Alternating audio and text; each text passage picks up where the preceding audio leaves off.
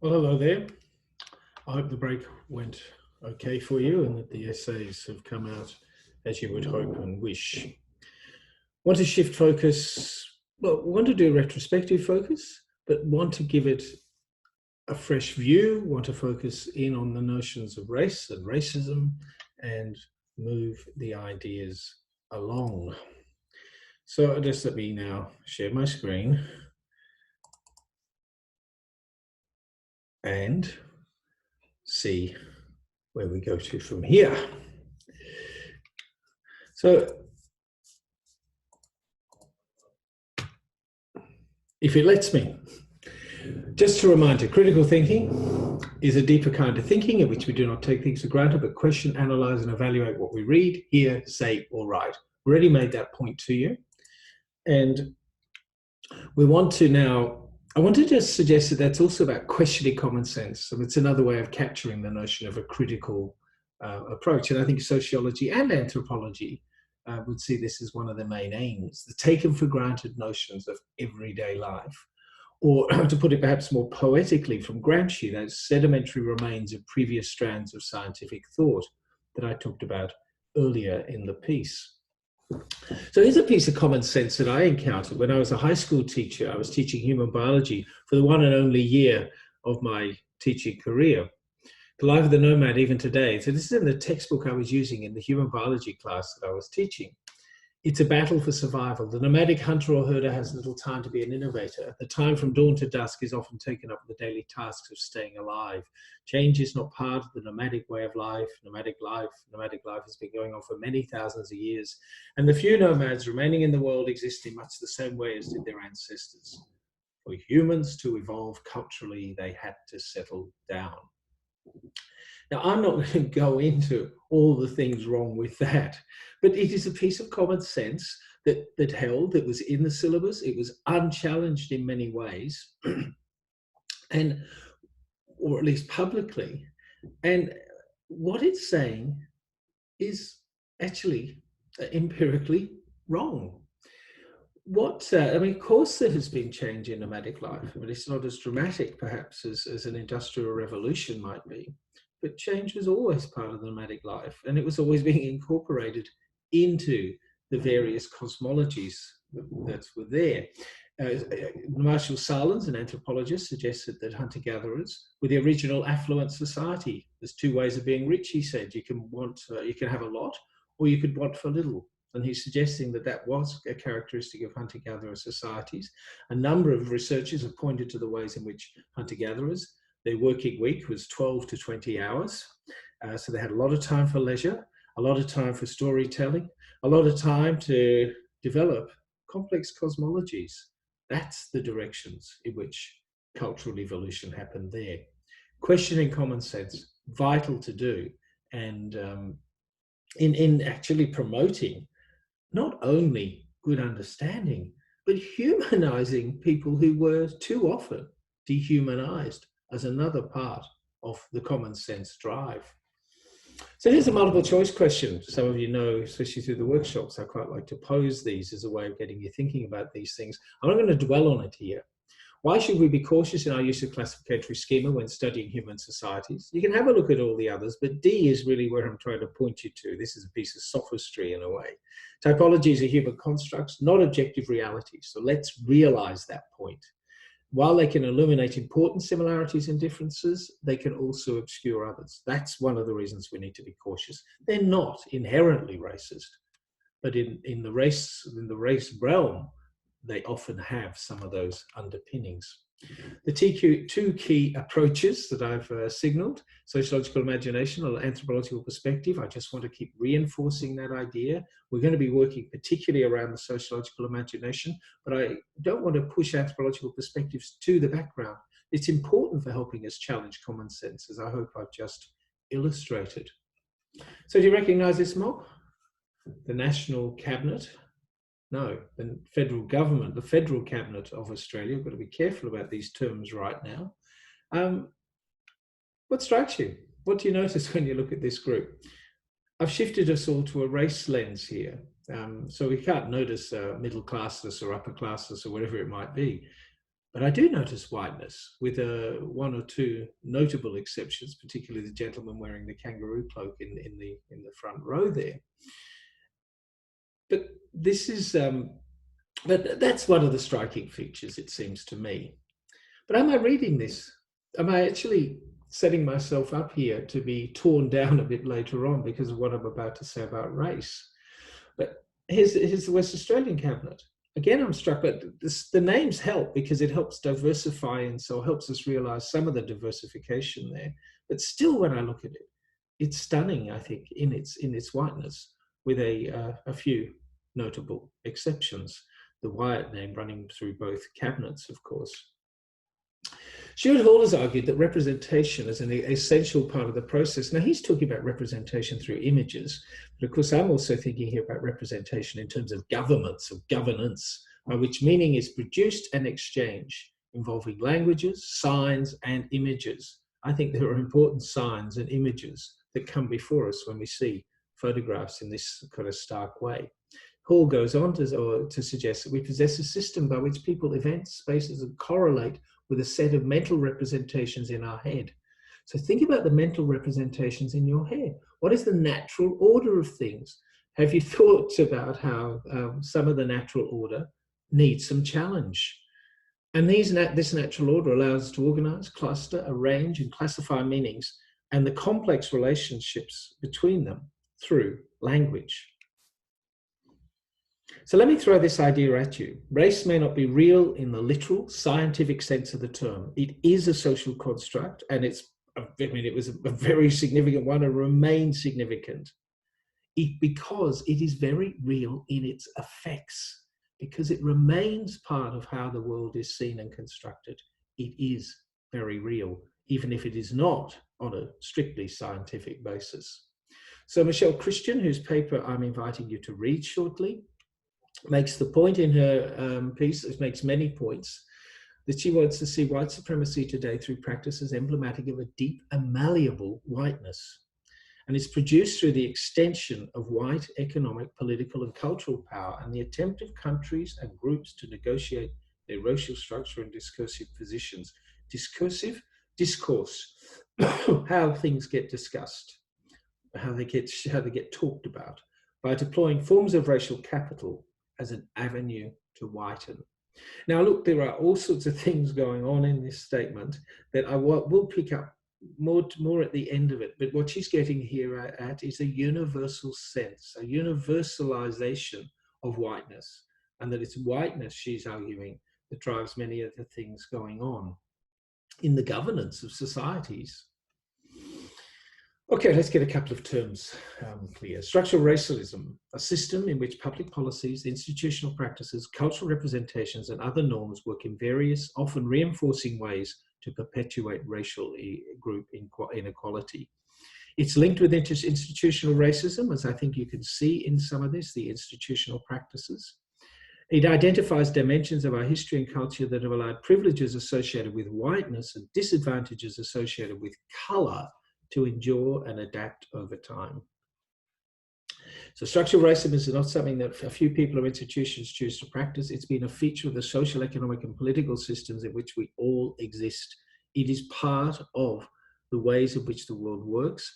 And I think part of the argument that's going on here from the Aspen Institute is that it's part of our common sense understanding of the world and the way it is. It's how it gets represented to us.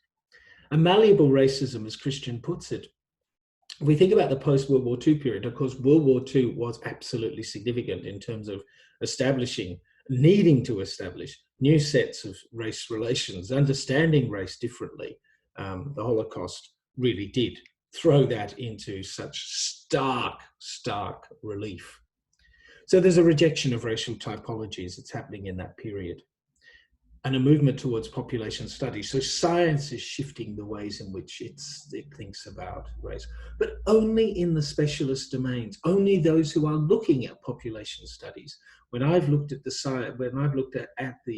ideas, the scientific ideas around race, it's only really challenged in those spaces, not in other parts of the scientific community, medical communities, for example.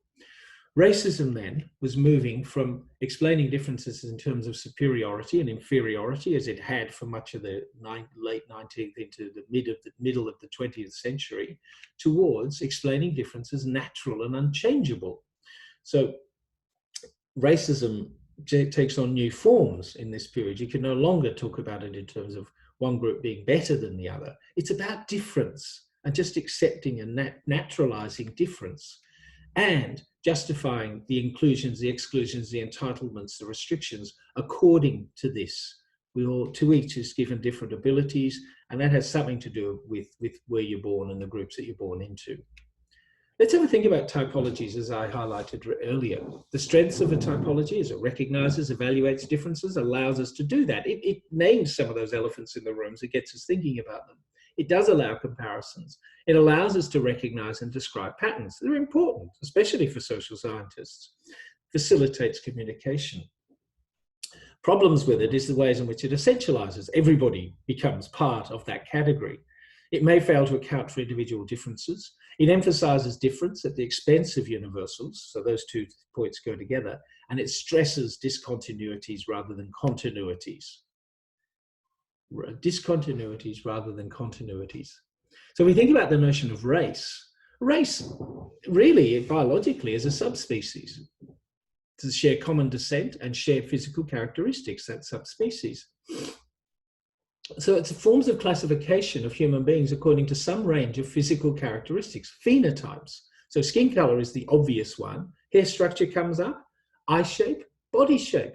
So when I was teaching human biology in that 1 year that I taught it in the mid-1990s, what I was being asked to do is to teach the class that there are 9 geographical races. I was in the middle of an anthropology degree at that time and knew that race was on the nose, that it was not actually an accepted way of thinking about the world. And in large ways, anthropology had obliterated the idea, a point that comes up in some of the readings that you should encounter here.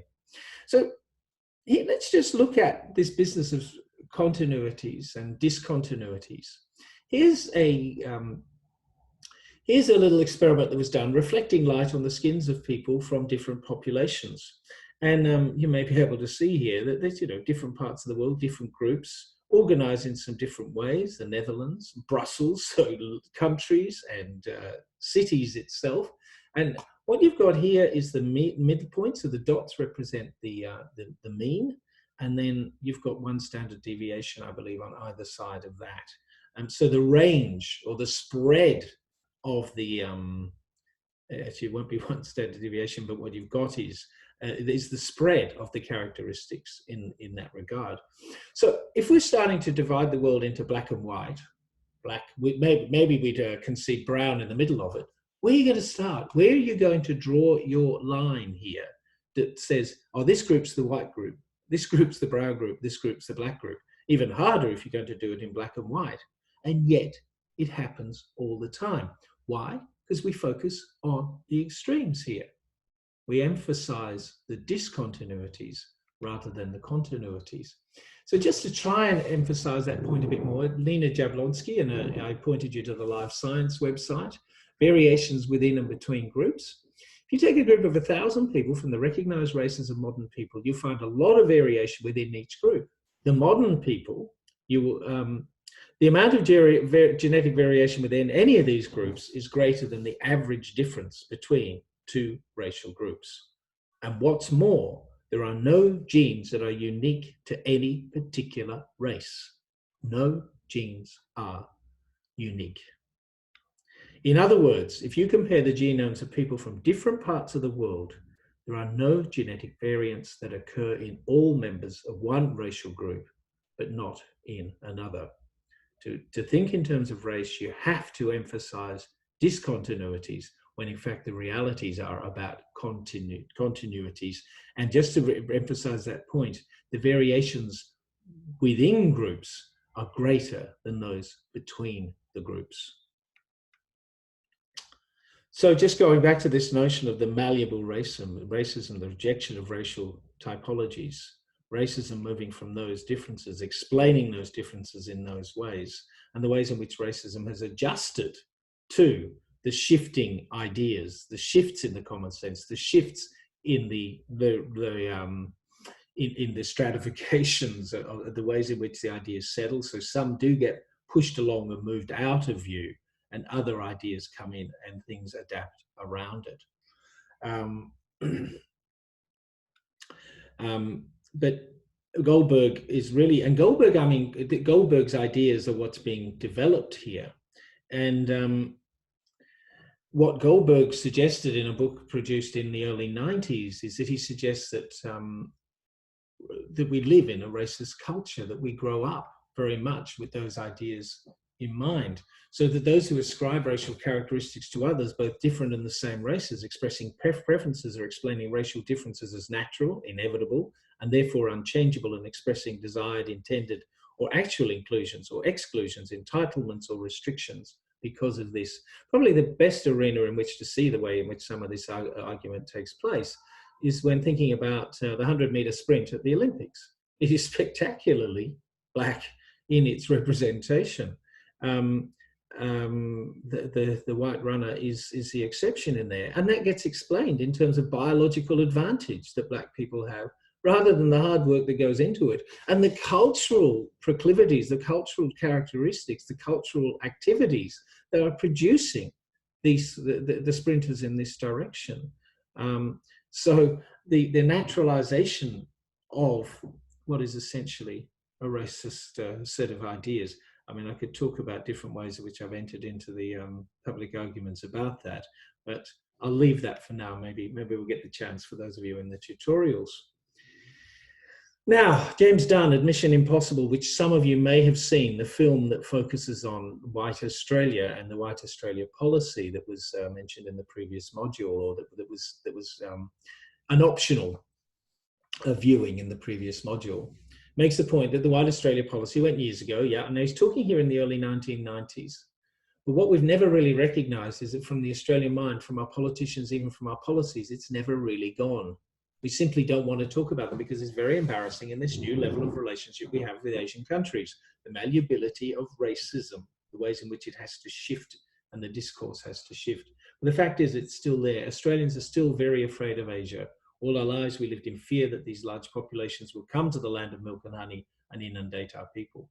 Now that's 30 years ago. I think things have shifted at least a little bit, perhaps in terms of the object of scorn and derision. The racist focus has shifted more, as I think this particular chart shows, which is something you should have seen already from those, was it 9 charts, 12 charts, I forget the numbers, sorry, that was indicated. That's something I linked you to earlier.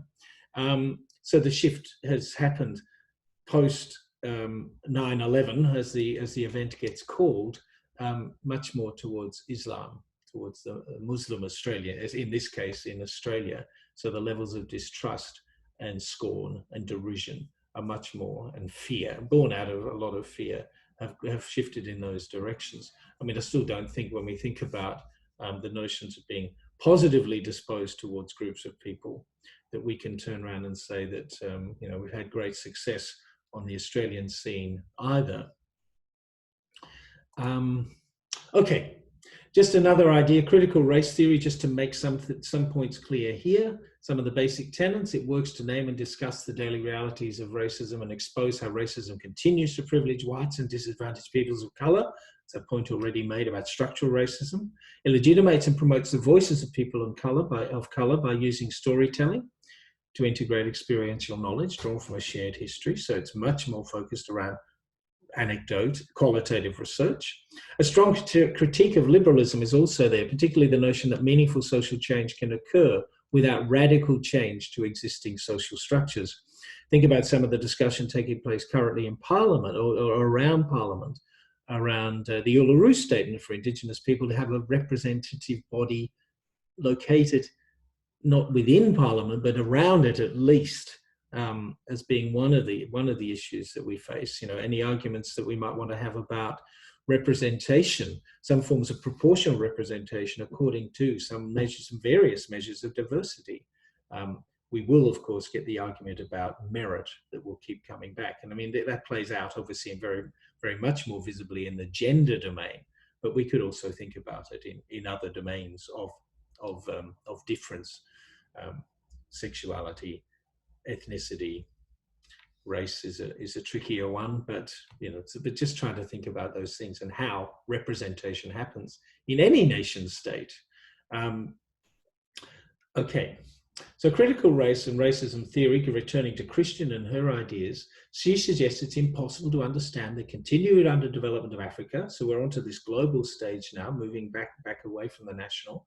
Much of the global South today, the dominance of whiteness in non-Western societies, and the vast array of strategies for how countries and people negotiate their racial status without historically analysing the making of the modern world through European colonialism and how it's shaped and influenced, and I think she's arguing, and continues to shape and influence non-European colonial powers, such as Japan and non-colonial territories alike. Now, what we've got going on here is a universalizing idea, a universal theory that is seeking to explain this sort of history through this idea of whiteness, through the idea of a racial structuring of the world that continues to impact and influence it through racist enculturation of some sort or other. So a way of thinking about that, I just want to return to this idea that I've shared with you before. If we think about an individual as being cultured, structured, and exerting agency in and around with these, within the limitations imposed and the opportunities imposed within all of these, within the cultural domain and the structural domain, we can start to think about the relationship between nationalism, migration, racism, for example, just picking up from where we've been. Racist culture, many in the Charter Group are socialized towards believing in white superiority, even if we don't talk about it in that way, and that racialized others naturally occupy other economic niches. You can see that kind of justification taking place, or we're getting better at it, we're moving towards it, but not in any rapid way. Social structures, education, employment, legal systems discriminate for and against particular groups, and there certainly are people who are pointing to the evidence of that in various ways, and those charts, I think, help highlight that. Now, I want us to just to finish here, just to close off by inviting us to look critically at critical race and racism theory. I want to just start by suggesting, is it more of a position than a theory? Often I think it is about forms of positioning that people can sometimes get so committed to that they're not willing to allow for some of the subtleties, the nuances that are going to be important here. Christian, towards the end of her paper, talks about some of the challenges that are there. And the challenge of a grand universalizing theory, does it stand up to localized, to empirical research? Or perhaps a better way of putting it, given that actually I think there is something in the argument, I just will struggle always with anything that wants to use, this grand theory that will attempt to universalize, is how well does it stand up? How well does it stand up to localized empirical research? It's not always going to manage it. And I think Christian's acknowledging that towards the end of her paper. Intersectionality is another area that she talks about, particularly in terms of the intersections between race, gender, social class. Ethnicity could be a part of this as well. I mean, that gets to be a very complicated discussion that we don't need to have here. But just keep remembering ethnicity is also a social construct. It's not the way out of thinking racially. And religion is one particular aspect of this that I think we need to really have a hard think about. So is race the most important determining factor of inequality, or does class trump race? Does it actually matter much more where the black, the brown, the white are positioned in the socioeconomic sphere than about what their color is in terms of what happens, or their life chances and the ways in which life unfolds for them? Is that the case? Or does gender trump race? Perhaps more significantly, what are the interactions and how do they work in these different ways? I'm sure that there are middle-class people of color who could tell us about the ongoing institutional racism that they face. So what are those interactions and how do they work? That's not something that Christian deals with in the paper. She hints at the need for it. She hints at the need for greater research in this area. Who knows, perhaps some of you might be able to take up that challenge. She also talks about the significance of resistance, particularly in the second half of the 20th century. So in the wake of the Second World War and all of the challenges that brought, but also the 60s, the 70s, and the critical responses, that were almost bound to happen out of the racial oppression happening in so many ways. This has morphed into the Black Lives Matter movement that we've heard about, and some of you will no doubt pick up on next week. But then there's the counter forces, aren't there? Brexit, Trumpism, or perhaps that better captures a broader notion of white popularism that we've dealt with, that we've thought about to some extent, particularly in relation to American immigration. But it's certainly worth thinking about in the Australian context as well. But then what about Islamic revivalism or Hindu revivalism through Hindutva that we've had that we've been alerted to as well here? Something that Christian tends to do here is that in the ways in which the argument runs here, this universalizing argument, is that this is acting just the same as a white movement does. So it's a form of whitening in some ways, is her argument, which is kind of interesting. But it does reminds me a bit of when, say, Margaret Thatcher came to power, which many of you won't know much about, but the Iron Lady. Quite a few people were responding to, the idea is, well, look what happens when a woman does get into power, because the idea was that women in power will work differently to men. Was that, well, but she's really acting like a man. And I think that this same kind of argument, which I think is very, very spurious. I think we've got to be very, very careful of that kind of essentialism as well, working in the opposite direction to how it's normally critiqued, the idea of essentialism. But I think we have to do that here also. And suggest that perhaps it's just not quite as straightforward as saying this is all about whiteism. Racism can work in a few different ways. Groupism can do all sorts of different things. And perhaps groupism sometimes might be a more helpful phrase to use, picking up on Ian Ang's idea from the last module that we did. Christian's final words, for her paper at least. Ultimately, my hope is that scholars will use this framework as a starting point to explore the complexities and embedded multiple levels of racism in understudied geographies. Here, I think that's a very laudable aim. That's what she's calling for. That's what we're calling for. That's what I'm asking you to do, inviting you to do, to use this framework as a way of exploring the complexities and embedded multiple levels of racism in understudied geographies. Go and read her paper, and then move into having a think about two of the different elements that we've looked at in the past 10 weeks or so, and starting to analyze it through the particular lens that she's offering us, this universalizing lens, and put your critical thinking caps on. Think hard about this, about how the ideas help us understand the world and how it works, and some of the limitations of those ideas. Good luck with it.